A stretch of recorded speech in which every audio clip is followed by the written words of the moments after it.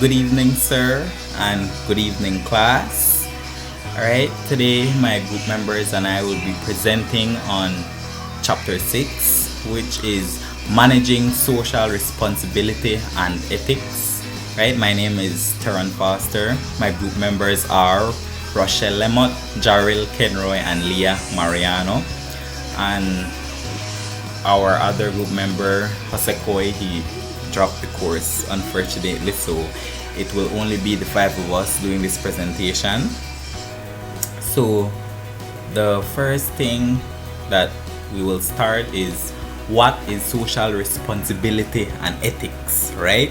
So it says, is an ethical theory in which individuals are accountable for fulfilling their civic duty, right? The action of individuals must benefit the whole society in the way they must be a balance between economic growth and welfare of society and the environment, right? So we'll move on. So obligation to responsiveness to responsibility, right? So our first one is social obligation, right? It says the obligation of a business is to meet its economic and legal responsibilities and nothing more, right? So as long as you're meeting your economic responsibility and your legal responsibility, you're good, right? So when it comes to economic, as long as you are prospering, as long as you're making profit, you're good. As long as you would have your trade license, you're good, right?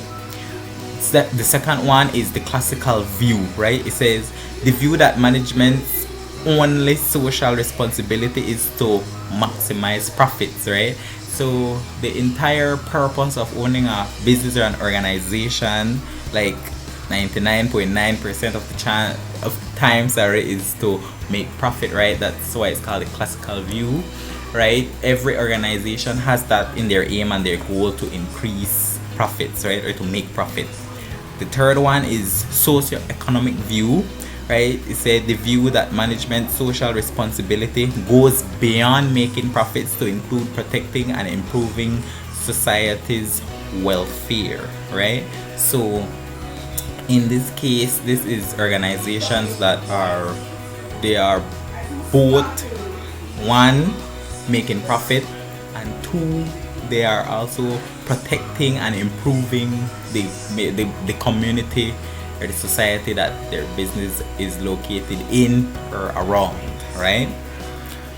We have social responsiveness, which is the fourth one.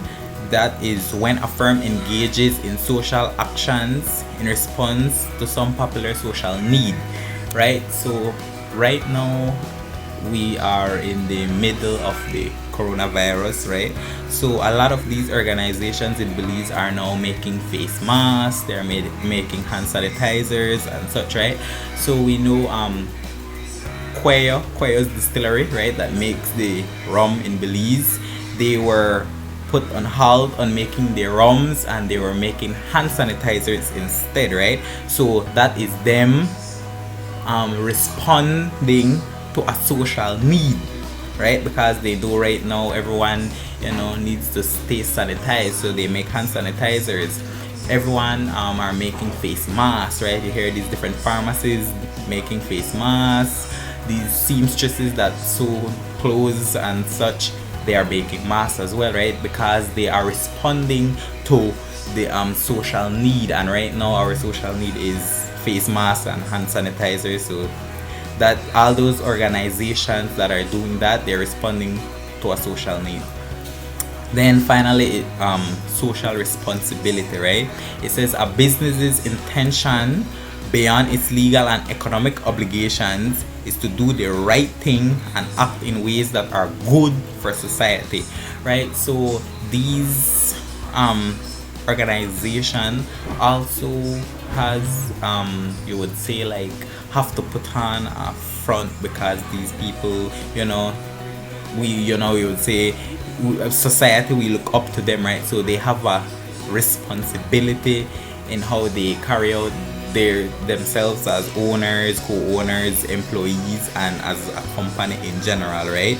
They need to, like what it says, act in a way that are good for society. Right, next we have, should organizations be socially involved?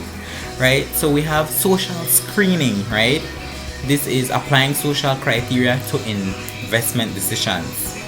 Right, so we have, right, a little part, it says SRI funds usually will not invest in companies involved in liquor, gambling, tobacco, nuclear power weapons, price fixing, fraud, or in companies that have poor product safety, employee relations, and environmental track records.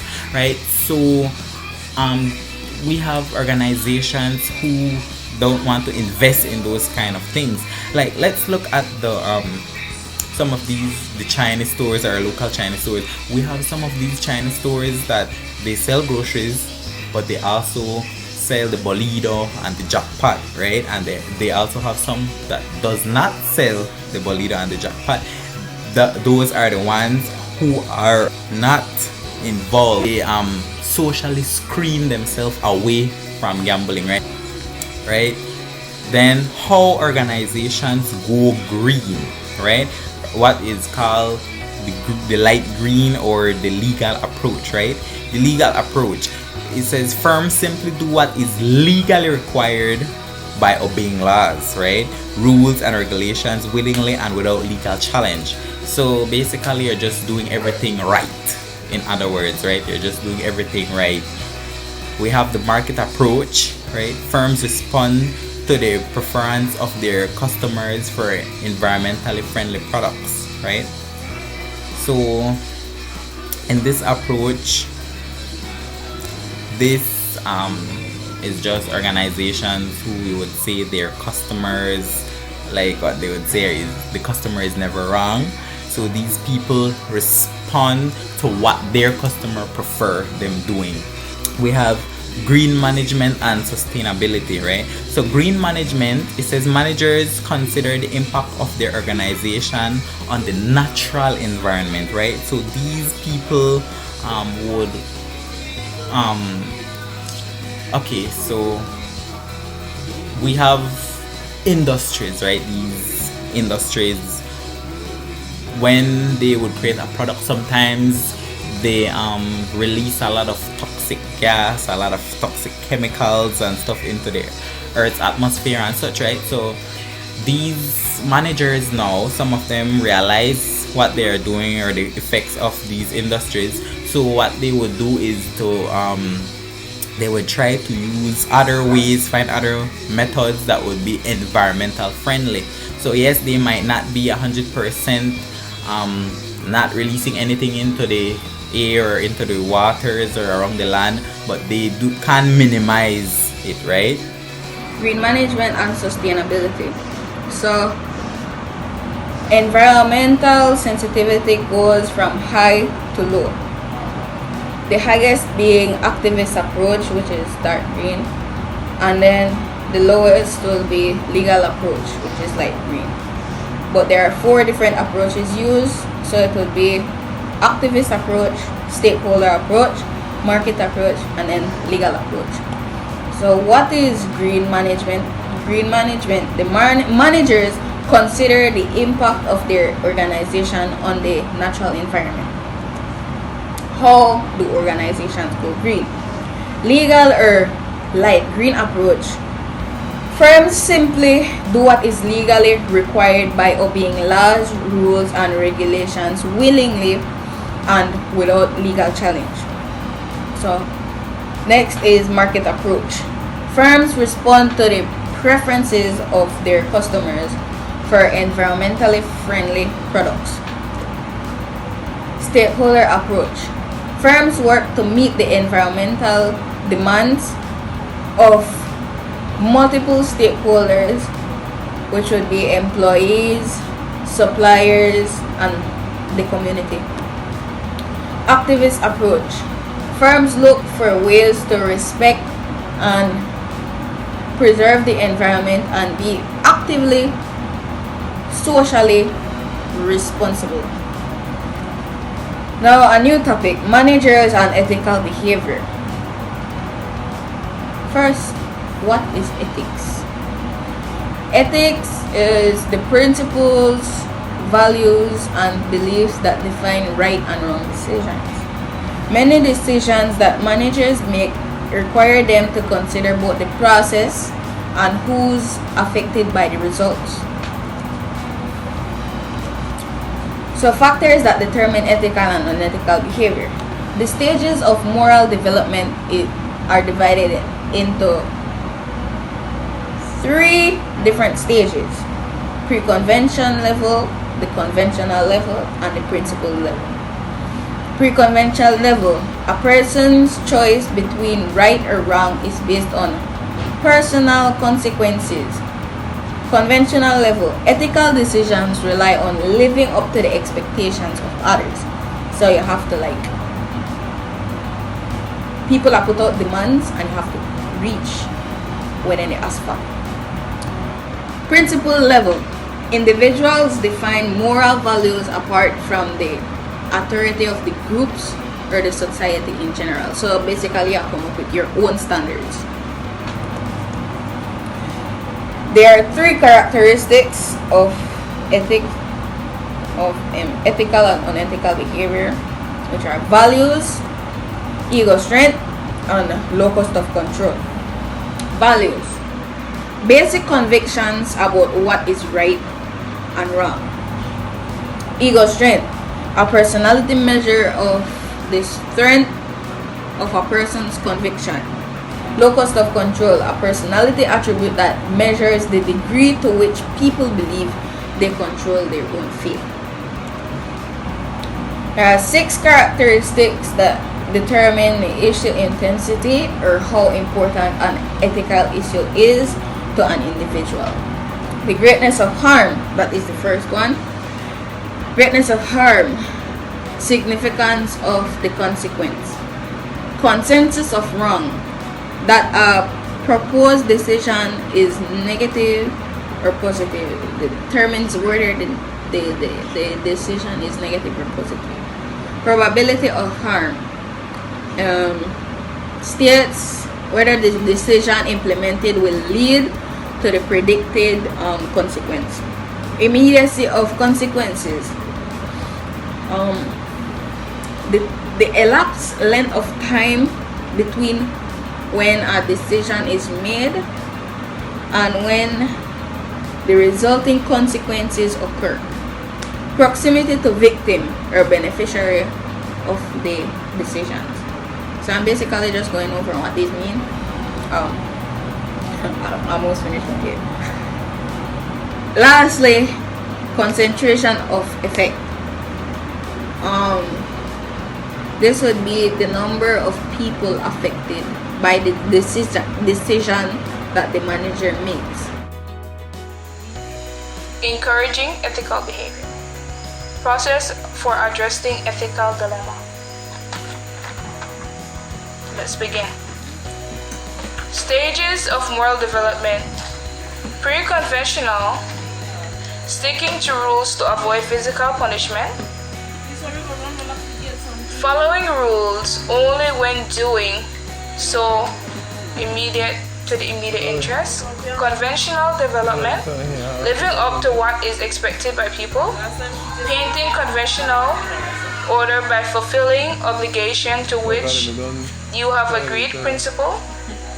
Valuing rights of others to uphold absolute value regardless of the majority opinion. Following self-choice, ethical principle even if they are violating the law. There are actually 3 parts, 3 moral developments. They're pre-conventional, conventional, post-conventional. The person who came up with these developments were Lawrence Coltenberg. So at the pre-conventional level, morality is the external control. Conventional level is the conformity of social rules remaining important to individual. And lastly is the post-conventional. A person's sense of morality is defined in terms of more abstract principles and values people now to believe that some laws are to be changed or stopped. Issue of intensity. Pertaining to awareness among employees that certain issues have an ethical component to them. It considers how important those issues are to an organization and how organization want employees to behave when they see the issues arrive.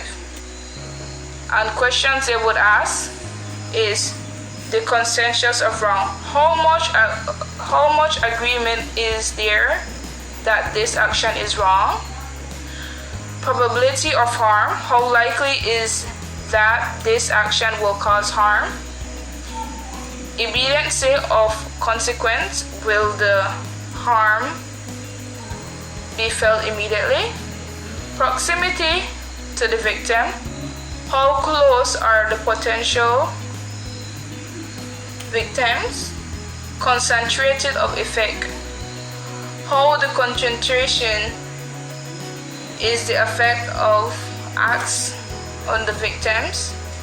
Greatness of harm. How many people will be harmed?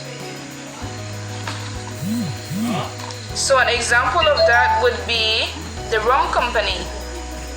For example, when we had the COVID-19 crisis, which was worldwide, Belize had to be closed in, and then Belize actually ran out of hand sanitizer. So they figured out a way how to turn their rum product into hand sanitizer. How are ethics used in an international? Ethics standards are not universal. Social and cultural difference determine acceptable behaviors. Foreign Corrupted Practice Act. It is illegal to corrupt a foreign official. Are permissible when doing so. It is acceptable promise in that country.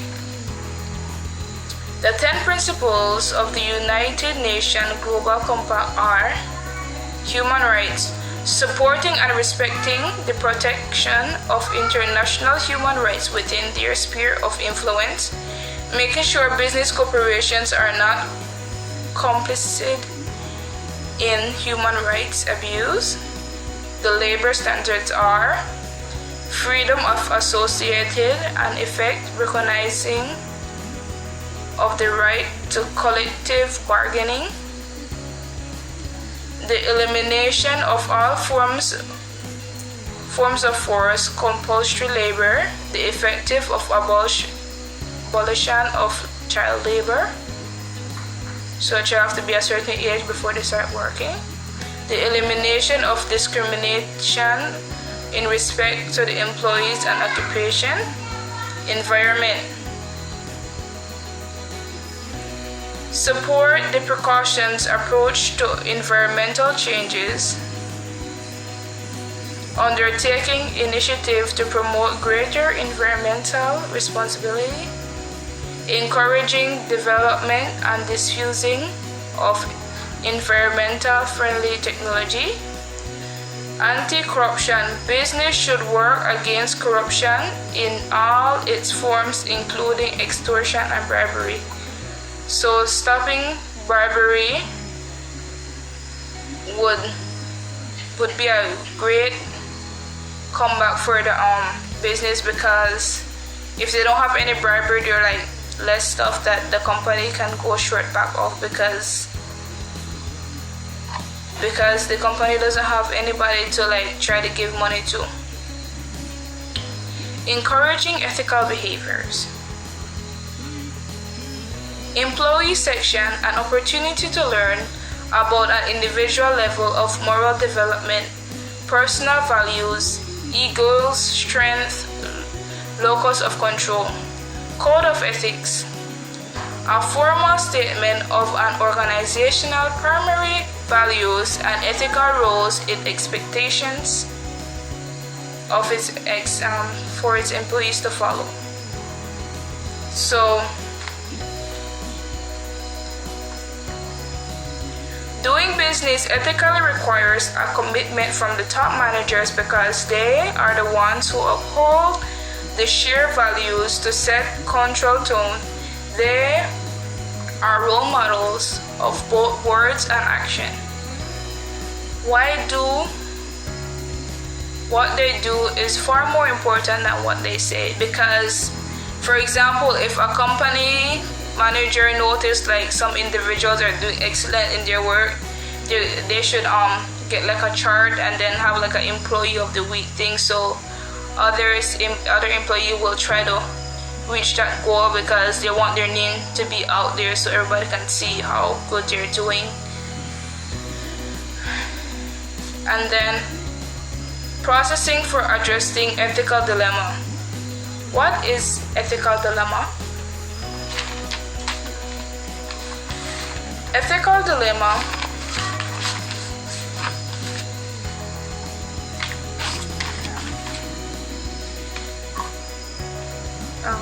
is a situation in which difficult choices has to be made between courses of action, either of which entail transgression of moral principle. For example, like credit for someone works. So say for example, like the two companies like the Samsung and the Apple. Say like for example, one phone have like 5 cameras on their phone, so the other one's like, okay, they have that much camera, let's try to get more cameras. So they're actually kind of thieving the idea from them. Or for example, an employee can like come up with like the upside down bottle ketchup. So like somebody at the bottom of the ladder, so like the pyramid, the first line managerial, non-managerial person came up with the idea of the upside down bottle. So the CEO kind of took that idea and didn't really give that person much credit for coming up with the idea, because like most bottles you have to like shake it so it can come down.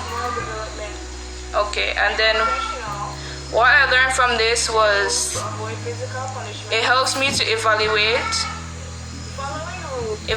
all mistakes that a company can make, and how to encourage your employees when they do something good, so they can be an example to other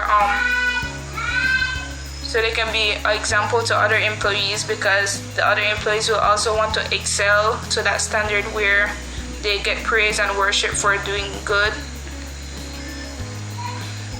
And also the issue intensity. How will my business be affected by what I do? How much profit we make from output that we give out, or if we have a loss, how badly will that affect us for trying new stuff or doing a feedback on like how much money we can make if we do new stuff. Goals and performance appraisals. Unrealistic goals provide stress, which may pressure ethical employees to do whatever is necessary to meet those goals. If performance appraisals focus only on economic goals, ends will begin to justify means. To encourage ethical behavior, both ends and means should be evaluated. Ethics training. Seminars, workshops, and similar ethics training programs to encourage ethical behavior. Independent social audits. Evaluate decisions and management practices in terms of organization's code of ethics. Protective mechanisms allow employees who face ethic dilemmas to do what's right without fear of reprimand. Good. So ethics trainings and seminars are important for staff, which would help them in their everyday work as it relates to doing what's right morally and also what is best for the job. Independent social audits allow independent persons to come in and do evaluation of what actually is happening. So you don't want to have an audit of yourselves, so you have an independent audit to give you an independent view of actually what's happening in an organization. Protective mechanisms are mechanisms such as unions who fight for staff who feel like they want to stand for something and would do it without fear of reprimand. Social responsibility and ethics issues in today's world. Ethical leadership. Managers must provide ethical leadership. What managers do has strong influence on employees' decisions whether to behave ethically. Protection of employees who raise ethical issues. Whistleblower. Individual who raise ethical concerns or issues to others. This is basically saying that ethical leadership, meaning that the way how managers behave, the employees will follow. Meaning that if as a manager you behave unethical, the employee will also behave unethical. So it is very important that ethical leadership be practiced and being maintained in an organization at all times. Whistleblowers are individuals who raise ethical concerns or issues to others. Again, that is where the protective mechanisms come in place, where they protect members of staff who would be deemed a whistleblower, so that they can protect them, so that they do what they do without fear or favor. Being an ethical leader. Be a good role model by being ethical and honest. Tell the truth always. Don't hide or manipulate information. Be willing to admit your failures. Share your personal values by regularly communicating them to employees. Stress the organization or team's important shared values. Use the reward system to hold everyone accountable to the values. Social responsibility and ethics issues in today's world. Entrepreneur. An individual or organization who seeks out opportunities to improve society by using practical, innovative, and sustainable approaches. Corporate philanthropy can be an effective way for companies to address societal problems. Employee volunteering efforts. A popular way for businesses to be involved in promoting social change. So these social responsibilities are things that people do by themselves to assist with the social aspects in today's world. Alright, let's review, guys. Social obligation. A firm engaged in social actions because of its obligation to meet certain economic and legal responsibility. Social responsiveness. When a firm engaged in social action in response to some popular needs. Alright guys, this simply means that social obligation is the action to which a person is morally or legally bound. Social representativeness is the quality of action and the quickness and the positiveness of the product that someone is offering. Manager role in encouraging ethical behavior. The behavior of the manager is the single most important influence on an individual decision to act ethically or unethically. Other way includes employee selection and code of ethics using means and ends for a goal of performance, appraisal, and ethical training. We are managers. And this brings us to the end of our presentation. I'd like to thank you guys for being attentive with us.